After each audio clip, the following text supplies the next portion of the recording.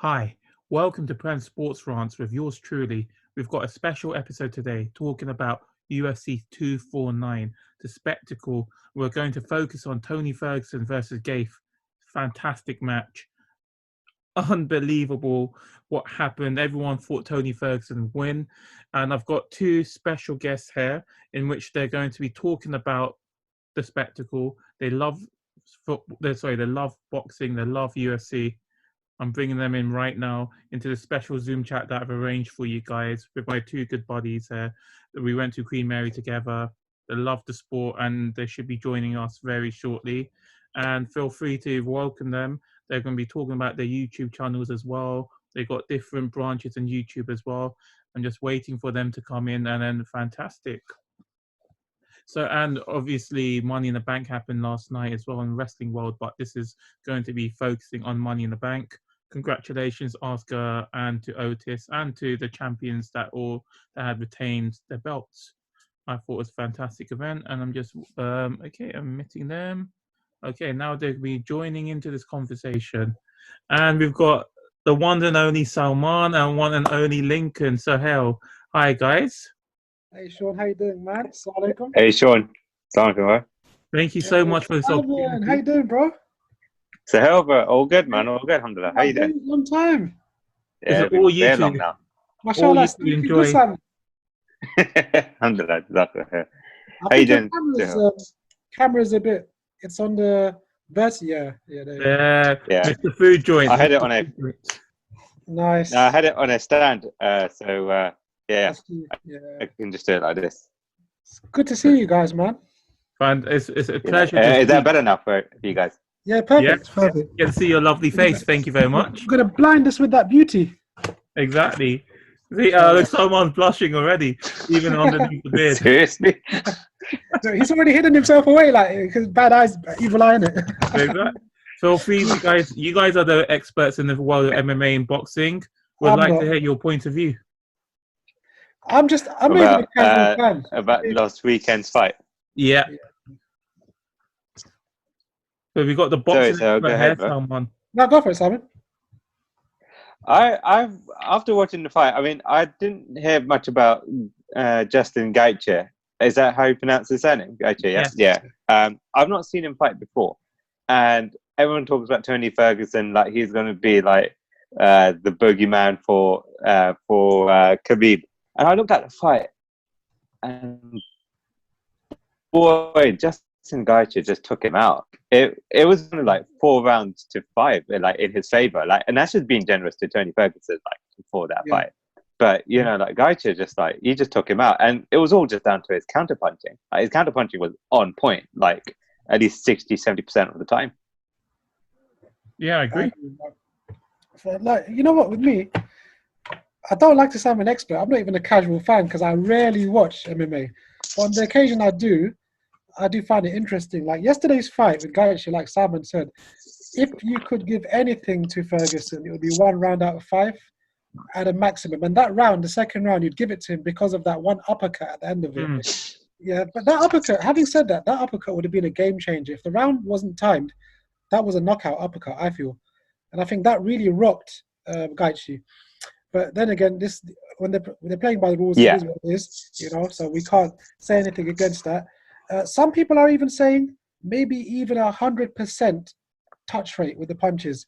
I was listening to one commentator earlier saying, "Look, from what I saw, just percursively, I reckon there was close to 100% punch rate." So yeah, Gaethje's counter fighting was amazing, and he lured him into many, many traps. And what it was, he'd even accept a counter from Ferguson in return to be able to give him one, because he knew that what he was giving to Ferguson was going to hurt him, to the point where Gaethje's own coach in the corner said, "Look, calm down, take 10% of your punches." He was using too much power. And when he took that 10% off, his accuracy increased. So he had an amazing coach, and he played an amazing game. Yeah. To be honest, what was weird about it, because with UFC, it's usually mixed martial arts, right? Yeah. So you got boxing, you got jiu-jitsu, you got wrestling, you got the plethora of arts in that octagon. Gaethje just went, okay, he did some kickboxing, but it was generally boxing. And and he was pretty much applying the sweet science of boxing with counter punching. I actually thought that was quite phenomenal, his performance. I think so, and I think with the kicking he was doing, he took his legs out. If you noticed in the later rounds, Ferguson was wobbly because his legs were being attacked relentlessly with those kicks. So the little kicking he did do, I agree, he didn't do a lot of kicking, but the little he did do, he made it very effective. And Gaethje, when he was in university as a wrestler, I think he was 5th nationally or in the state. So he had quite a high wrestling pedigree. But it's interesting that he never uses it. Right. Yeah, he's a very accomplished. He's an accomplished wrestler. Yeah, and he doesn't use that, although he's got it in his back pocket when he needs. So because he's confident that he can keep the fight standing and he can control the direction of the fight, and because his stand-up is reasonably, yesterday looked phenomenal. I can't even say reasonably good because his stand-up is so good. I think he prefers to stay there. He likes to fight for fun. He likes to make it exciting, and I think the methodology he employs reflects that. Because, you know, these guys, they find jiu-jitsu boring, some of them. And Gaethje is more of a striker. And I think that reflects his mentality of being an exciting fighter. Well, before he admitted it yesterday after the fight. He said, look, I got knocked out before because I was trying to have too much fun in there. And now I've realized, it's not about fun. It's about using technicality. Because I still have fun, but I'm thinking a bit more now. So I think his personality reflects his type of fight. So to answer to your point, there was a lot of boxing involved. And I think that's a function of who he is as a person. He doesn't like to go to the ground. Don't seem to do much groundwork. But then he doesn't need to. Well, he did take out a lot of legs. So this is the thing that... Oh, go on, someone say. You do the expert. No, I'm not an expert. I'm not an expert. I'm not an expert. No, neither am I. But in fact, I was going to just pose on to the next side, but entirely up to you, Sean. And that was to say that we can all agree that Gaethje's performance was fantastic against Tony Ferguson. What would it have been if he fought against Khabib? It's an interesting question. For Ferguson for Khabib or Gaethje for Khabib? Gaethje Khabib. Gaethje's a person, like, you know what it is with Gaethje? What he said before this fight as well, a few weeks ago. He said, I've got 10 to 12 minutes in me. That's what he said.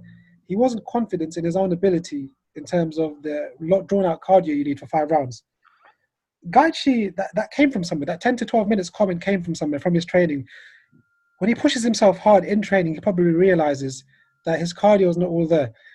Yesterday, he was very conservative in the fight. Like, he was not pushing the pace. And I think that reflects his lack of confidence with his cardio, which he attested to a few weeks ago. Now, with Ferguson, he didn't push Gaethje's pace. But we know with Khabib, what Khabib is, he's a pace machine. And pace, as Chael Sonnen says, Khabib has weaponized pace. So what Gaethje needs to do to beat Khabib is to take that weapon away from him, the pace, first of all. And if Khabib outpaces Gaethje, which he does to a lot of people, and manages to gas him out, then Gaethje's going to lose. However, if Gaethje can control Khabib like he did with Ferguson the other day, if he can control the pace of the fight and keep it where he wants, then I think Khabib might have some problems. But, you know, even really saying Khabib might have some problems, I don't feel confident saying that because the reason I think Khabib might have problems is because Gaethje's got great stand-up. Okay, that's good. Yeah. Conor McGregor fought Floyd Mayweather. Arguably the greatest counter fighter in modern-day boxing history. He fought Floyd Mayweather. Conor McGregor trained for that for months upon end. On top of the fact that Conor McGregor had a deadly left hook. With that deadly left hook, with training for Mayweather for 10 months or whatever it was, he went into a fight with Khabib very shortly after that.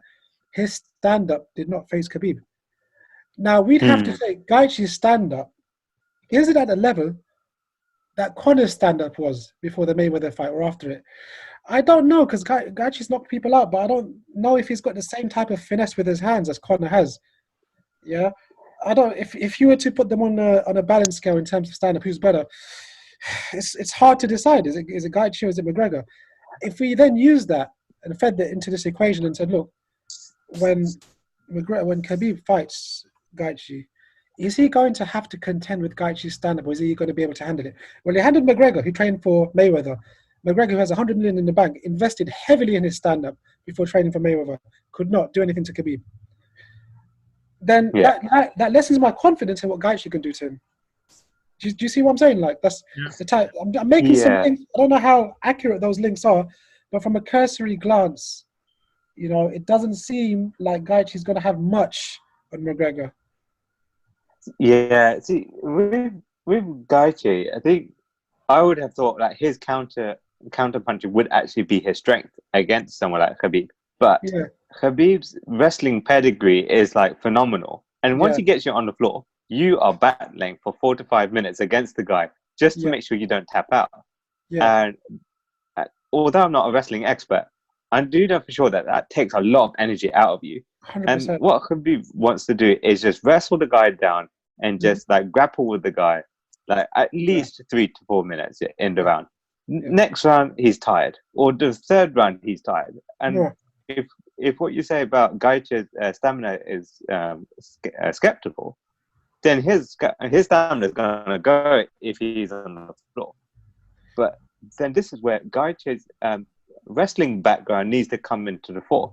Because if he's not using his wrestling skills, I don't think he's got a chance.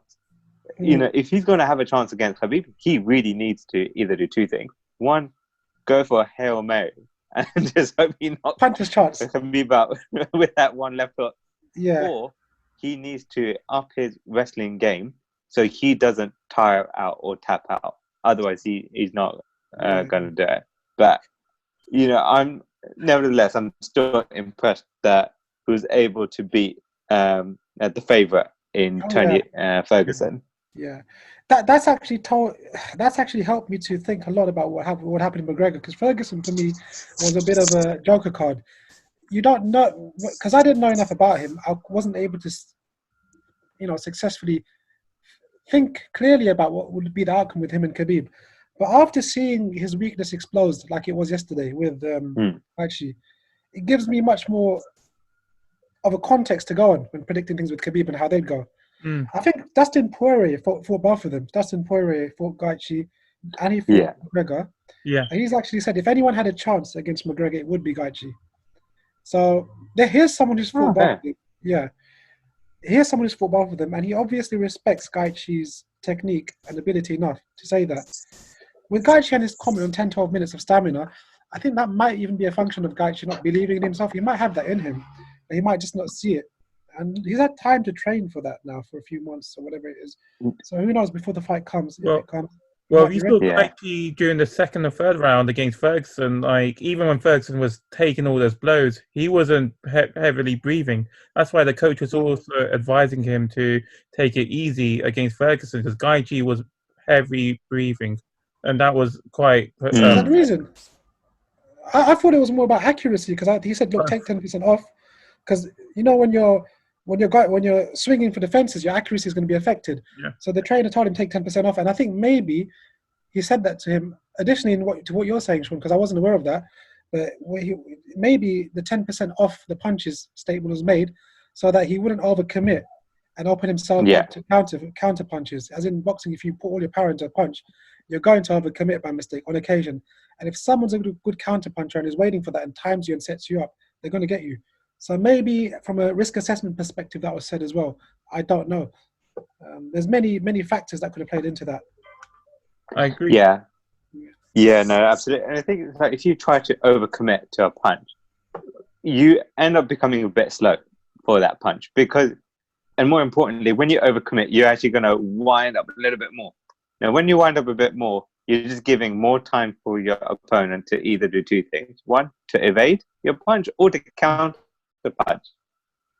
And the latter. And if you get counter punch after overcommitting that punch, you not only won't just get hit hard with a punch, but if you don't see that coming, you might actually get knocked out cold. And so I think maybe that would have been the advice for Gaethje, because he got caught with that uppercut in the second round. Yeah, exactly.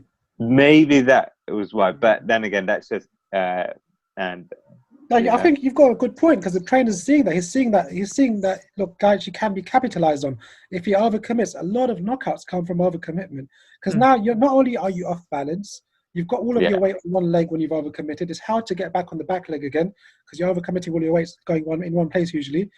That the time transition that causes for you to get back to equilibrium where you were before is enough for someone to take advantage of.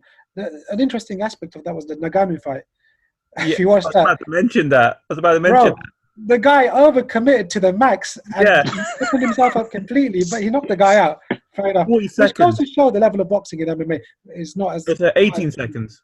18 seconds it took for that knockout to happen, and that opponent is a rising young star, and Ngannou destroyed him in 18 seconds.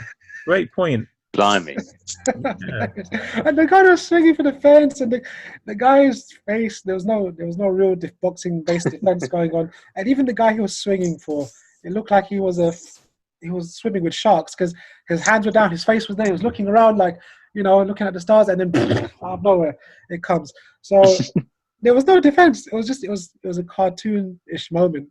Yeah. And I'm no one to talk. I'm not no boxing maestro, but looking at the fact that there was no defense to the face. The hands went up. Boxing 101 wasn't there. Keep your guard up. Keep your guard up. It wasn't there. The guy had his. Look, I know there's a lot going on in your head when someone's barraging you with punches, but your muscle memory, I would have thought, would make your hands go up to your face at least and cover yourself.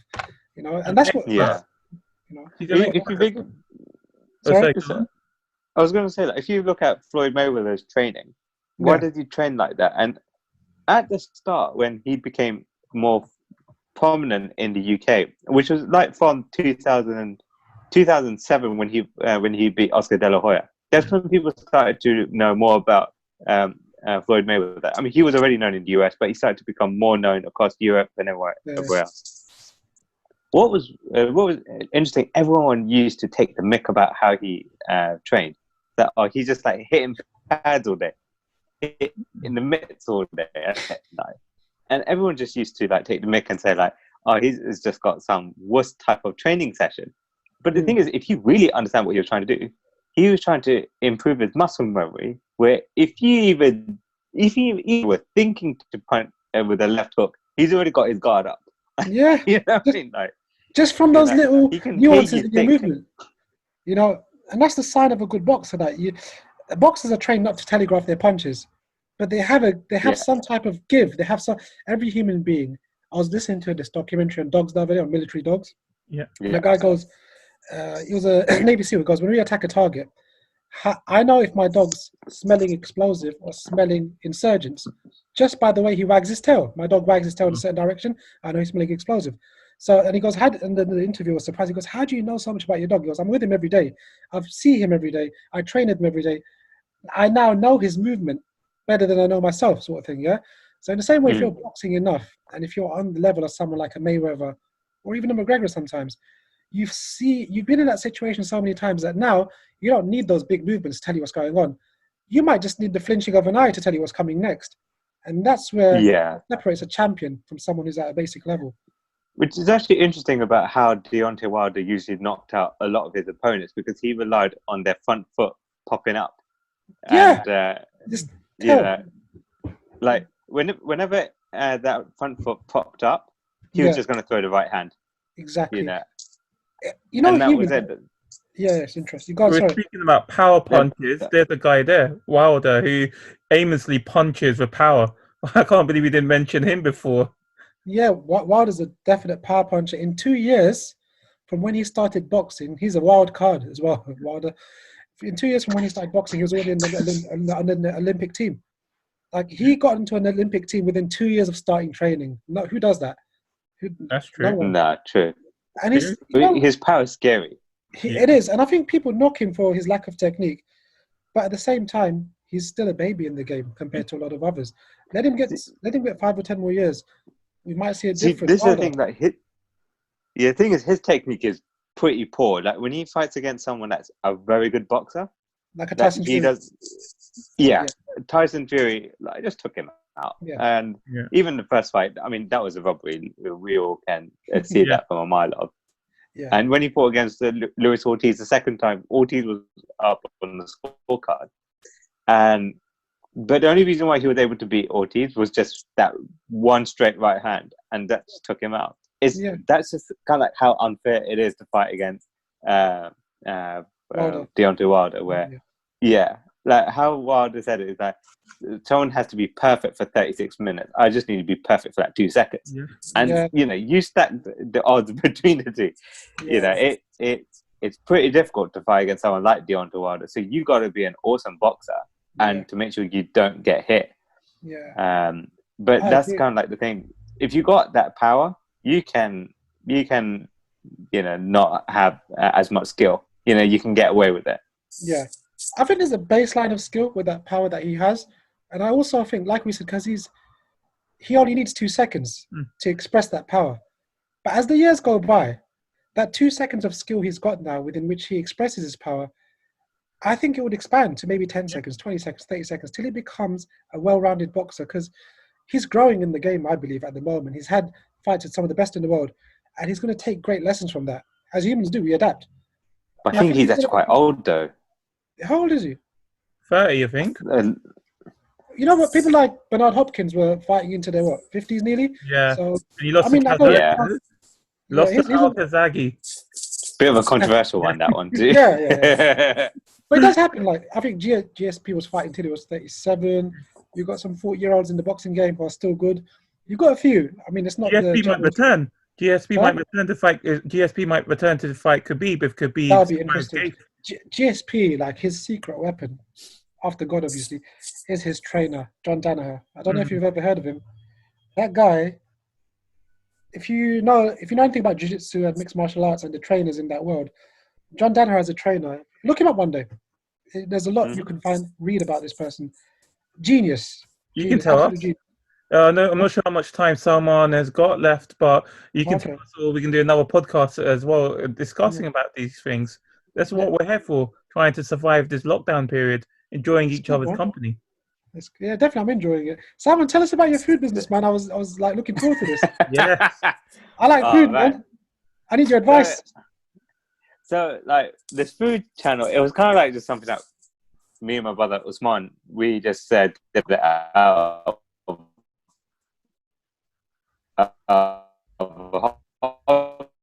I think we're cutting up a bit, Simon. We need to hear the food out of it. We're like, safe, let's do it. So like, say that again, sorry. The very first video we made was like granola, and we got like a couple of views. We need to hear you again. We lost you, and we want to hear every detail about your lovely joint with your big brother. Yeah. Okay, cool. Let me do it again. Okay, so how it started off like around 2013, and so that me and my brother Usman, we just started cooking together, and like said, oh, you know what? We know we can cook some good food. Why don't we just try and make a video? Like my brother was like, yeah, let's do that. Yeah. And then I was like, okay, why not? Let's give it a shot. So he made the first one, which was breakfast granolas. So we thought, okay, let's just see how this goes. Then my mom said, okay, why do you take some of my recipes, like gajar halwa or like lamb karai? We're like, safe, we'll take that. I think I've seen that one. I've seen the gajar halwa one. I think I've seen a bit of it. Carry on. I think all of them. Yeah. That was like our second one. That was our like second video. I think I've seen that. Then we made like, yeah? What did you think of it? It was years ago. Yeah. It was shortly after I bumped into you once in Tottenham Court Road in the mosque, if you remember. Can you hear me? So you're breaking up. Oh, sorry, man. I bumped into you in Tottenham Court Road in Good Street Mosque many years ago.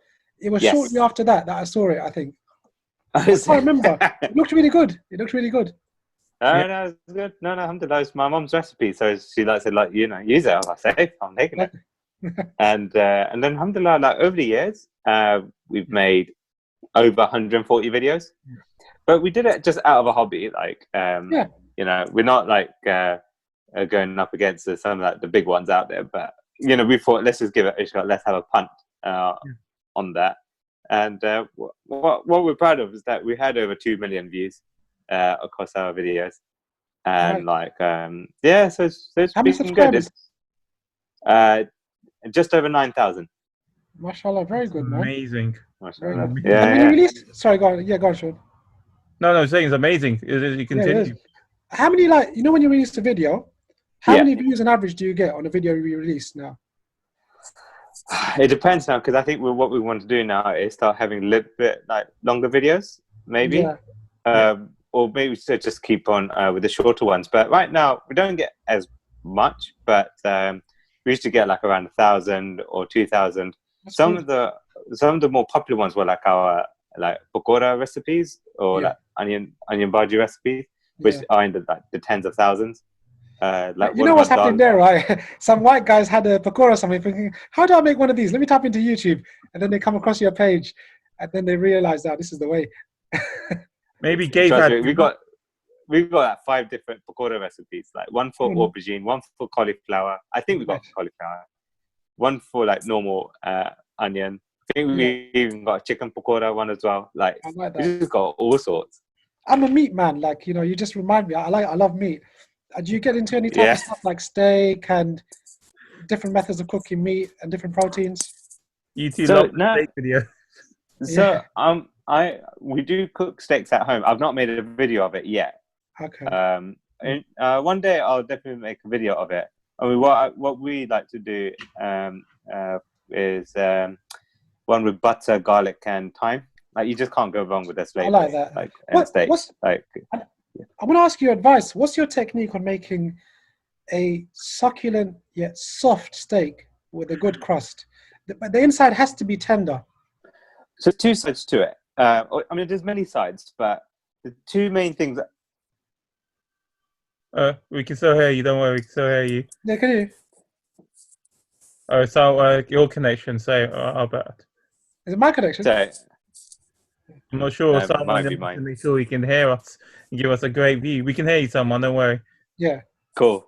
So there are 2 main things for me, but there are definitely other factors. So first and foremost is down to the cut of meat you have. Like, is it good quality meat?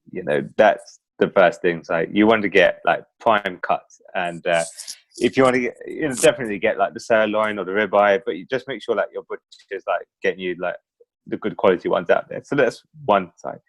Another thing, don't add salt to raw beef. Okay. Because that actually tightens the fibers. Interesting. And what would happen is that it will make it tough. You'll squeeze out the water. I actually watched quite a few of these videos, and not just only about steak, but even it actually soaks up the water. Exactly that, and hence tightens the muscle. And so I've watched a few like steak videos and like burger videos as well, and they've even said don't put salt in your burger because otherwise there's no moisture left in your burger, and so like it just becomes really, really tough. So those are like the 2 main things. There are other factors like making sure you don't make sure you're cooking on a high heat, sort of things. I mean, how I always do it is I always cook the steak on one side on a high heat, turn it onto the other side, and then add the butter, garlic, and thyme. That's what I usually do. There are other ways that you could make, like with that chimichurri sauce, or like you can make Thai-styled, Asian-styled beef. That's you can't go wrong with that. Do you know what I wanted to do? Yeah, I found a method for cooking steak, but it's a really good method. It's scientifically sound, and you can and with this method, the salt won't make an effect. I'll tell you. In Latin school when you had the water baths in the lab. Yeah, those water baths. What you can do with them? It's called sous vide. You must have heard of sous vide. What sous vide is? You put the steak in a vacuum bag basically, and you stick it in this water bath for about 2 hours at 159 Fahrenheit. What that does, that's low heat. So low and slow. It slow cooks the meat. And now in the bag, you've got your salt and everything. Even if the steak sweats, it's only going to sweat into the bag. So it's going to reabsorb. So you're slowly cooking it. And what that does over time, it allows the collagen inside the meat between the fibers to break up and soften up. Cool. So now when you've taken your steak, it's really amazing. When you've taken your steak out, it's cooked, but it's not being cooked in a traditional sense with fire. It's being cooked so that it's softened up. Then you put it on a gas cooker or on a frying pan, or you can even sear it with a blowtorch, and you can sear the top of it. Try it like that one day. Tell me what you think. It's really interesting. I'll try that. I need to get that equipment now. It's called sous vide. Water bath. Yeah, you can go online. There's something called a sous vide. Online? Put in Salman Usman's joint. That's the new video. Sous vide the steak. That's how it goes. Exactly. It's really nice. Because I was going to say, like, another thing about beef, if you like roasting beef and you like slow cooked beef, definitely get brisket or short ribs. Yeah, definitely. Like, slow roast it for like 1 or 2 hours, even 2 hours definitely. Yeah. My lord, it's Imagine. fantastic. Yeah. You know what I done recently? My mum got upset. She doesn't. But I found a meat supplier and I ordered about 18 kilos of beef off of him. MashaAllah. I didn't tell my Oh, mum I didn't tell my mum how much it cost, but a big box came home and now the freezer's full of beef. So now that's why. I experiment with beef every day. I've made like beef Subway, cheese Philly subs, amazing. Yeah. I've made steaks, all sorts of things. I love cooking with meat. I don't know what meat has, especially red meat. There's something about it as compared It's to satiating. Yeah. Huh? It's It's satiating, yes. satiating. Yeah. And Yeah. go on. So go ahead. I prefer it to white. I prefer it to chicken and stuff because that taste of red meat, it just does something. I think it's in our DNA. It does something. And there's nothing quite like it. I hope my vegans are listening because they're going to be upset with me. No. So I would say one thing, like, red meat is satiating because it's got some fat content in there. So like you feel like when you have it, you're like, I feel happy. You know, that's the feeling it gets. Yeah. So I would always say, like, if you are gonna have red meat, always have with some good greens with that. Yeah. Like, you know, you're always having it. You always making sure it's healthy as well. Yeah. I mean, if you have steak and chips, that ain't good. I think steak and chips not good, but I think steak on its own with good meat. Because what it is, they done some studies with meat, right? You shot down his idea, man. Come on, Lincoln. Huh? You just shot down someone's idea. You made him sad. Chips are not good. You see how sad Salman got when he said that? I love chips. I triple cooked some chips last week. I'm doing some experiments with chips. I want to start cooking chips in duck fat and seeing how that goes. Because that would be good. I'm sure it'll be good. Have you tried it? Yeah. I've not tried it, but I'm sure it'll be really good. Or you could use beef dripping. I heard that's the traditional way. McDonald's used to do that, which is when I was little, everyone would say McDonald's is haram. I used to get upset. I'm like, why is it haram? And then they use beef dripping in the fries. I'm like, oh, that's why they taste nice. I need to try that when I grow up. Now it's rank, innit? Yeah. Beef dripping is one of the best things, I think, to use with frying. Regarding, I was going to say something because I love talking about food. Now you've got me going. I was going to say something about steak and I completely forgot. Yeah, meat. They've done some studies on meat to see, because some people I know consider it as a carcinogen. Meat has carcinogenic ability, which means it can cause cancer. I didn't really buy into it, and so when they did these studies, you realize that the people that they studied who eat red meat, they're often people who drink wine, who smoke cigarettes. They couldn't isolate a diet in a person without other confounding factors. But red meat by itself, if you look at it, what is it? It's protein, it's a bit of fat, and that's it. Protein and fat and some essential nutrients. You wouldn't... No, go ahead. Carefully. Yeah, they teach us in medical and dental school, eat carefully, though, because bowel cancer is the second most common cancer, and red meat is seen as a major contributor, but I do understand what you're talking about. That's the thing. The thing about it being a major contributor, the studies that have gone into looking at meat and its link to cancer haven't conclusively been able to link it to cancer because, as you know from a study, you're a scientist, you have to have control variables, and then you have your independent variable which you're testing. But if your independent variable is polluted by other variables that could affect the result, then the value of your study goes lower and lower. Yeah, so it's not a test control framework, isn't it? Exactly. And so these studies, essentially, the ones that they've done, they're being discounted as regards their value due to that factor of not having a control variable. And then when you look at it from the other side, you think, okay, if I fed someone protein, would that cause cancer? No. If I fed someone fat and they didn't train, maybe they're going to get heart disease because of too much fat, but it's not going to cause cancer because fat is not a carcinogen as it is. Is there anything in meat that's a carcinogen? No, not really. Like if you broke meat down, it's amino acids and lipids. So having said that, looking at it from that perspective, there's nothing in meat that links to cancer. But a meat eater does many things that can cause cancer. Often people who eat meat, they're not watching their diets because they're the type that I eat red meat. They'll be smoking cigarettes, they'll be drinking wine. They're not going to be looking after themselves as a vegetarian, because a vegetarian makes that choice in life, or a vegan makes that choice as part of a healthy drive sometimes. You often find vegetarians, they don't smoke, they don't drink, a lot of them, and they lead healthy life. They're jogging every day, they lead healthy lifestyles. Because I used to work in an organic shop. Yeah. People who come in there, the vegans, they'd all be healthy, and you think, okay, what are they doing? They've got gym memberships, they're going out, they're not drinking, so on and so forth. So all of these other factors, I don't think are being taken into account when looking at these red meat studies. But it's kind of like you have like multiple variables in between a meat eater and a vegetarian / vegan. Yeah. You know, and so you can't really isolate. But what you do know is one is healthier than the other.